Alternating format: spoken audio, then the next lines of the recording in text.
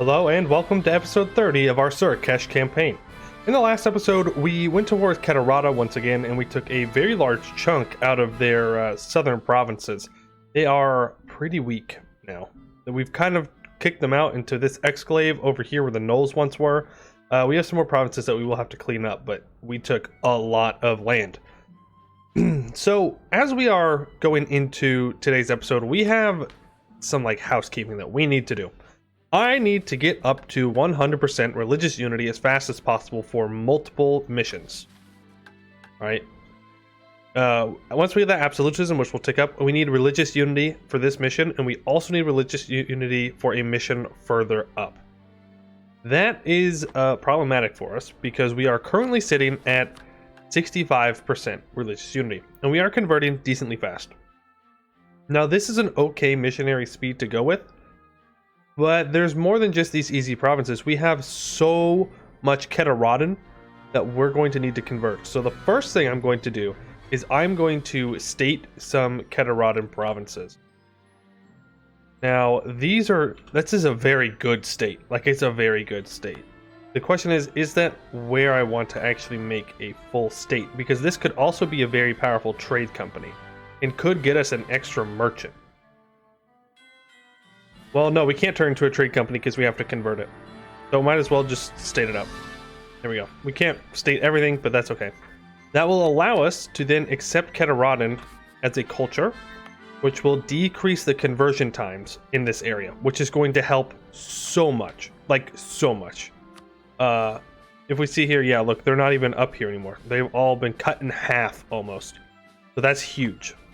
Next thing I'm going to do, I'm going to take Defender of the Faith. The last time I took this, it kept getting lost for some reason. I don't know why. We make plenty of money, so I'm willing to just buy it and hope that we get to keep it. And maybe it was just a weird bug and it won't show up again, which is, probably not true, but a guy can hope, right? Third thing we're going to do, we are going to go to racial tolerance. We are going to go to gnolls, and we are going to designate a racial focus. This does lower our admin efficiency, and it'll cost some diplo power, but it increases the frequency of events relating to this race, which I believe also means the expulsion of gnolls as well. So that'll be increased. So we're going to go ahead and do that, because if we look at our culture map mode here, we have a lot of gnolls. A lot. And every time one of these gnollist provinces is converted to our culture, it also converts to our religion. And so that's going to bring our religious unity up even faster. Yeah, I think that was everything that I needed to cover. Pretty sure it was. So we are good to unpause. We are also good to... Oh, we already stole maps, so we found the maps here. So I don't need my spy network on these guys anymore. Is there anything else I can get from you with my covert actions? Steal maps? No,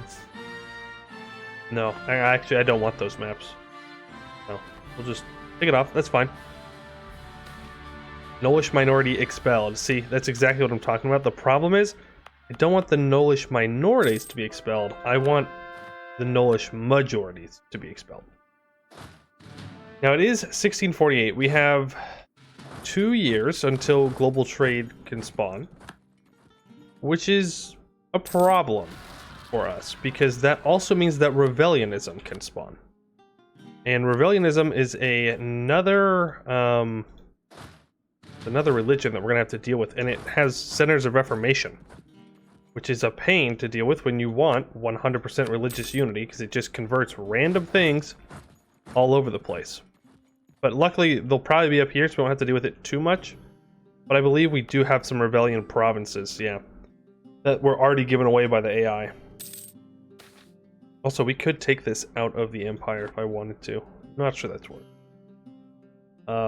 That's a lot of money. I'm going to do that.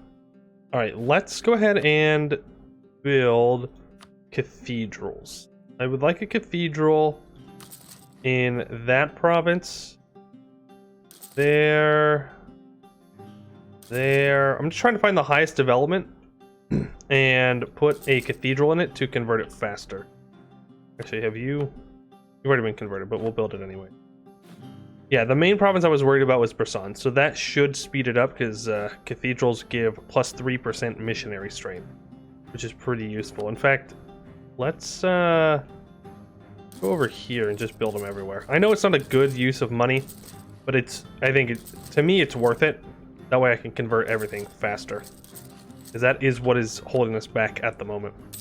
Now, as for truces, we are good to go at 1 point vassal, Salahad, and take them out and give our new and better vassal, Poiuymew, their land back. They have cores up here. Okay, did I accidentally increase goblins? Abdel Kanzad is expelling goblins. Sure. I'm fine with that. I'm pretty sure we have some goblins up here. Yes, they are coexisting. Kind of a big change from the beginning of the game when we were getting rid of goblins, but we have learned the errors of our ways. The gobos are not necessarily the embassy. Or the enemy. So, Ulmasbar is found. Remember in the last episode, at the very end, we sent an expedition to find this city in the desert. So after various perilous adventures in the desert, our expedition has found a great mound of sand larger than any other in the midst of the Salahad. As they approached, they noticed tribal scouts observing them, and they were soon welcomed by the cautious Zal Vasil. Though they are reticent to let their expedition end, they do say they will not oppose the party with force of arms. Within the Great Hill of Sand is a huge depression where the Zal Vasil settled, the buried palace, or Eklu Kabru. Tents, stony homes, and various buildings of human craft litter the area, and many nomads are watching the expedition with clear suspicion. As the party heads deeper into this makeshift village, they notice quite a few learned men and women studying the magical craft with ancient relics and reactives and regents that even the accompanying magi know of only due to their extensive research of exotic magical components. As the expedition stops by an unearthed well, whose supply of water is apparently unending, they are able to gather from the locals that the Ulmasbar has 3 points of great interest that no one has yet been able to properly dig up and peer into. The Ulmash Palace, from which the God King reigned, a great library holding untold amounts of knowledge from ancient Bulwar, and the temple of a forgotten god of old Bulwar. Well, I don't really want to figure out about a different religion. Library sounds tempting. Let's go with the library. We do not believe in kings. Okay.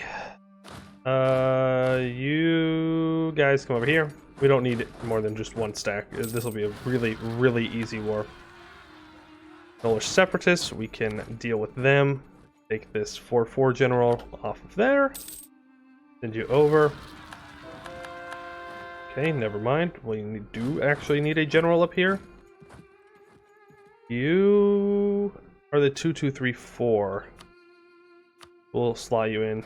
These guys are more than enough to engage in this fight originally. Cities demand old rights. This government reform was important, right?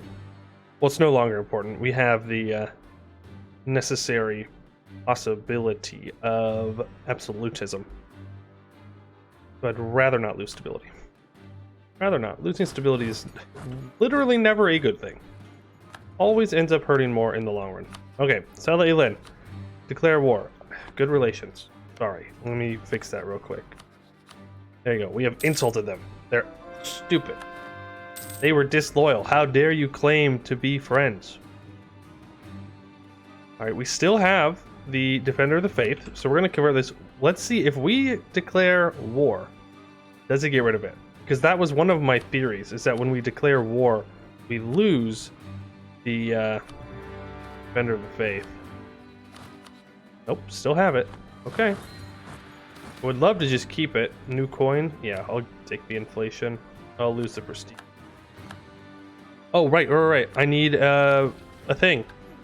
I need a philosopher advisor of at least level 3. I almost forgot about that. Oh my goodness. Diplomat, trader, spy master, trader, philosopher. Can't remember where a philosopher is. I think they're admin. Pretty sure. Yes, and he needs to be level 3, and I can do that. Go to 3, and then we can complete standard Surakeš. Our people speak many different dialects, and the other races have their own languages and dialects as well. Thus far, we have been using the prominent dialect of our capital, but some feel that this excludes the other peoples of our nation. One of our advisors has come to us with the outlines of a new language, a special dialect they call Standard Surakeš. They say that through reuse by the government and merchant classes, we can make this into the nationwide standard, allowing anyone from any part of Surakeš to speak with anyone else. That's pretty smart. For the end of the game, we get minus 10% stab cost modifier and plus 0.05 yearly prestige. That's the last mission we can complete. Now, Abdeltunger was supposed to automatically dig, as far as I knew, once it got to development 40. We're at development 40, but it's not doing the digging. So I'm going to click one more, and hopefully it being up 41 makes it more likely. But I'd really like this to get to level 3 to complete that mission. It would suck if just RNG was the reason that we couldn't complete our mission tree. Alright, there we go. That is, honestly, I mean, that's the war right there. Kind of embarrassing, but such is the way of life sometimes. That's another conversion. Gotta stay on top of that. Also, let's slot back in our missionary strength guy. Are we taking any ideas? No, we have full ideas. We're caught up on all techs. Looking good, looking good. No. Yep, we have more rebels. Fine. Sieging things down. Put on pause. Buried City. So after a long time away from home, our expedition to Ulmishbar has finally returned to Rayuel. They were able to gather many artifacts, literature, and strange components from the ruins of Ulmishbar. Each member telling tales of strange rooms of gargantuan sizes and libraries with thousands of rows filled with ancient tomes, along with beautiful carvings and statues telling myths of gods long gone. At a certain point, each member seems to spin a different tale, but all agree on the fact that the earth shook and an ominous, ear-piercing roar was heard far in the distance. Our brave explorers say that they swiftly fled from the rooms and they excavated and found themselves amidst a huge sandstorm. Some say they saw the shadow of a gigantic creature moving among the sands. After gathering as many artifacts as they could, the crew fled from Ulmishbar along with the panicked Sal Facile. They heard a final bellow and the earth shook once more, and when they looked back, the silhouette of Ulmishbar was gone, buried once more into the depths of the Salahad.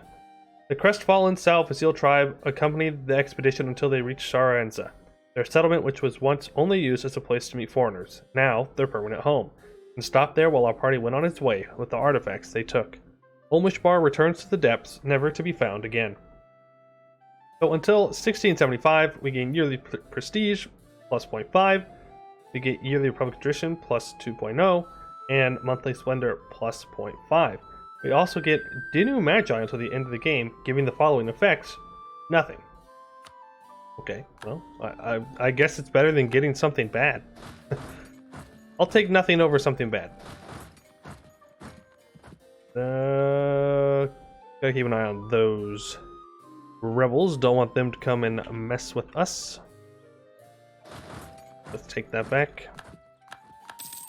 This is a core of our vassal as well. Alright, so let's go ahead and grab the cheaper harsh treatment cost, because I want to be doing that. I totally blanked on that in the last couple of ones.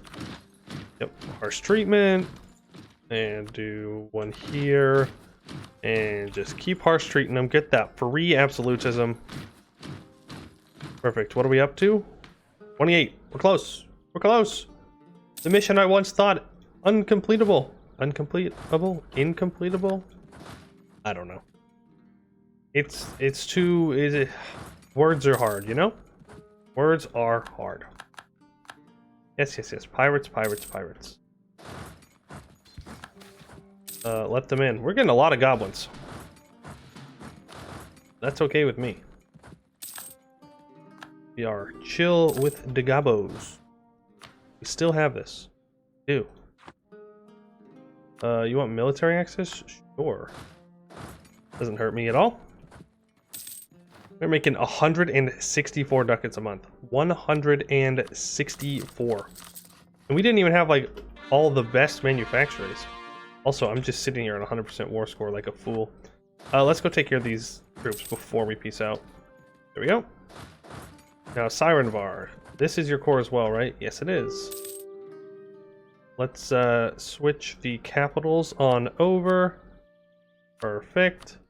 Give you that, and then force you to return all cores. Yes. You can't actually ask for That's 100% war score? Really? Okay. Damn. Let's switch it over manually then. I don't know if that'll end up being cheaper. I didn't realize they had that much development. How much are they? 128.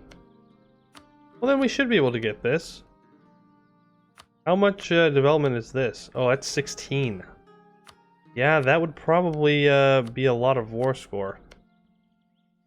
I hate switching this over manually, but hopefully it helps out. I don't know if it actually does or not.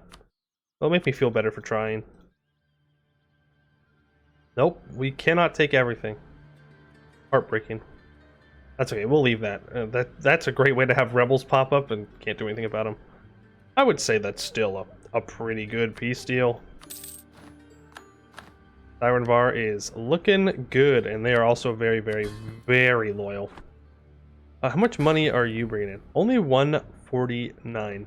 I think I am going to... Well, first I'm going to pay off their debt. What are you doing, man? Yeah, that debt means nothing to me. I'm going to turn them into a march, I think. I'm never going to annex them, so I might as well make them into my super powerful dwarven military. Well, I'm going to take 2 annex. Yeah. You're a march. I'm not going to wait that long to annex you. That would be absolutely insane. I do not have a CB on Obdotungur, which is unfortunate to say the least. Go ahead and tell our vassal, hey, all of this land, I wants it. For you. Well, please get some claims. What about you? I also... Man, come on, vassal. Get the claims on the land you want. Don't be afraid. Don't be afraid. Alright, well, let's bring our troops back together into one spot. And unpause. We're still really taking attrition, huh? There is not a lot of supply limit in that forest. Oh, did we get there? We got there. We are to 30 absolutism. Desacralize the cult. The Sun Cult has been worshipped in Bulwar since time immemorial, in some form or another. All know that Surakeš fights an endless battle against the darkness, and that one day he will return to us and lead us to glory. However, there are many interpretations of this knowledge. The Jadari believe that we all fight the battle with Surakeš, us here, on Halan, and him in the heavens. The new Sun Cult believes that Jahair was Surakeš reborn, and that his people, the Sun Elves, would lead us to that aforementioned glory. If we are to ensure that only one of those beliefs is adhered to, we will need more control over the faith, and that means removing its influence on the government. So we will gain unrest in all our provinces for 10 years. And we will get Sun Cult secularization for 10 years, giving following effects: +1 tolerance of true faith, and +5 maximum absolutism. How much unrest is some unrest? Let's see here. I think it's only +2, which is not much. I can live with +2 unrest. Now there shouldn't be any unrest in these provinces because they were all cores. Well, there's a bit up here. We'll suppress those rebels, make sure they don't ever fire. Alright. Arboran is re-elected. Let him in. Can continue to convert. Look at that. We're down to 19. 19. Alright, so Rebellionism religion is founded. And very unfortunately, there's a center of trade very close to our nation. Now, I believe Centers of Reformation target their culture group first, so we should have a while till it hopefully converts anything. Except for this is going to convert. You'll see. You'll see. So the Rebellion Society was originally a group of intellectuals looking to reason and empiricism to discover the true nature of the world. With their research into the God fragment decades ago, the Society eventually discovered what they claim is a fundamental truth in the world, that there is only one God, and that the precursor elves stole magic from them, nearly killing them in the process. Along with their revelations, they have made themselves indispensable to the masses, uplifting them and caring for them when nations across Canor have failed, and bringing hope to a populace that an omnipotent and caring God does exist, and they are good, which is a far cry from the dynastic squabbles and flawed personalities and beliefs of the Regent Court and Coronite faith. Adherents of this new faith call for their cousins to follow this new religion, and follow the whims of God, not the whims of kings. The Rebellion Society is no more, and in its place is the Rebellion Church. Well, we're definitely not converting. I've gone through all this work to try and convert faster. Here's where we run into big problem time. 2 of our provinces are going to convert over to rebellionism, and they will get religious zeal until 1676. Now, there are ways to get more religious unity, and I might have to try and figure out a way to get there, to try and get above the 100%. Might have to get rid of some idea groups and put some other ones in, but we'll do what we can. Do what we can. Hey, how's your opinion? You love me. Alright, so we will take the free admin. I don't need the admin, but I also don't need to waste prestige on anything, so I'll take it. Reurbanization, good for them, I suppose. Nolish majority expelled. That's what we love to see. Orcish minorities. Goblin refugees. Everybody wants something. The heck? Election. Oh, our really good ruler has unfortunately come to term. Let's grab the Krathanori candidate. Holy War, yes. What was that? Was that Diplotech reduction? No, diplomatic reputation. Not bad. Not bad at all. That makes them go down to 14% loyalty. Which we like to see. Always nice if they're not super mega disloyal. Especially when they have 85,000 troops. We can actually build so many more troops. Let them in. Yeah, we can build so many more troops. You are... Sure, let's get some more cannons, I suppose. I usually don't go for 3 cannon stacks, but like, we have so much money. I don't have much else to do. Arboran is re-elected again. Also, it's manufacturing that spawned in, not global trade. Global trade's already spawned in. See, we just lost Defender of the Faith. Why? There's no one else that could have taken it. We just automatically lose it after 2 years? Like, I'll keep paying for it. That's fine. I don't have a problem with that. Whoa, okay. This was not a great time to get this event, but I definitely won't complain. We have plus 10 discipline. That brings our discipline up to 121.6. Ruthless Gamber is up. Yeah, that hardly put a dent on our economy. Nolish minority expelled. Let's just keep building more courthouses. I want to see if I can state the entirety of the bulwark, or how much of the bulwark I can actually get away with stating. Yeah, what's our current growing capacity? We're pretty far beneath it. Okay. Well, let's look at the culture for the religious map mode here. Trying to see, yeah. So this needs to be stated to make conversion faster. This needs to be stated to make conversion faster.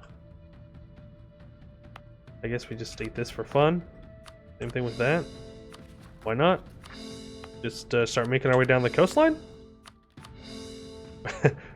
Yay, now our stated land is all connected. Grant export licenses. Privileges have to be... I'll take the Republican tradition, thank you very much. Pour that on up. What's our governing capacity now? Still pretty far below it. We have some rebels down here in the south, which we will instantly jump on. Really? Dang, they took that fast. They were zooming. Looks like Kedarata has peasants rising up. Not surprising, considering we are kind of kicking their ass. There we go. Now the gnolls are really starting to get kicked out of the country. Good to see. Make sure we are suppressing all rebels, please. Wow, I didn't realize that spending that 50 Diplo would actually make that happen that quickly. That's nice. Alright, keep converting. Yes, please. Alright, how we looking? New Sun Cult. Pretty good. Obviously, we don't have to convert anything down here in the south. Wait, Eberthil separate. Dang. Okay. Where's our navy? Right here. Let's bring these 32,000 down. Why not? Also, this is a giant waste of manpower. Immoral prices, we can pay for it. Don't really mind persecuted gnolls causing unrest. Not going to make that big of a difference in the long run. Let's take forever to spend all this money. We could take tech early to get innovativeness. I mean, we could. Or I could just develop a whole bunch. Revolt, Cave Goblin Horde. Well, they got instantly wiped, so that's fine. What can I take early for innovativeness? Military tech. For military tactics? Not bad. Oh, also I should save up to take the institution. That would have been smart, huh? In that case, then we will just with some development. Clicky clicky. There we go. Just up and down, up and down. We have such cheap development just everywhere. It's so nice. And I don't know, are merchants even loyal right now? They are, okay. Wow, they're very loyal, okay. That's somewhat surprising. New coin, reject the reform. Didn't I just recently get that event? What's the mean time to happen on that? Alright, let's get these troops over to unsiege this little island that we took. Half orcish clans in court. I'd rather not lose Republican tradition, thank you very much. We can then bring these transports into port. We'll leave the 31,000 troops there. Interesting. Yesterday, a brawl happened in a tavern from Rayuel. As the guards stopped the fighting and threw the various agitators in jail for the night, they were not surprised to find the renowned bard Barat Kazash among the jailed. Infamous throughout Bulwar for both his singing and his range of insults, he had apparently recited his famous poem, Urnitu, great success, in front of some Gelkari merchants, who were enraged at the words he used against their homeland. Now let me sing of my neighbor Gelkali. He is a pain in my buttholes. I live in mountains, he lives in mountains. I have shepherds, he has shepherds. I don't get kidnapped by harpies, he does. My country name's Kingdom of the Moon, his doesn't mean shit. Great success. Barat indeed comes from a mountain clan from Kurzaram, where he lived as a shepherd before going throughout Bulwark to live from his bardic skills. He seems to only have one goal, praise the valorous Kuzarami and demean his rival Gelkali. While not a very popular figure in Gelkali lands, his art is very sought by the masses, and all rulers of Bulwar have wanted to enlist him at their service. Despite the fact that our guards threw him in prison, he seems to have taken an interest in the court of Trion, offering to service with all his skills and beauty to make our court known for eternity. We could try to hire him. We could, but that would mean giving up our missionary strength guy, which I'm not intent on doing.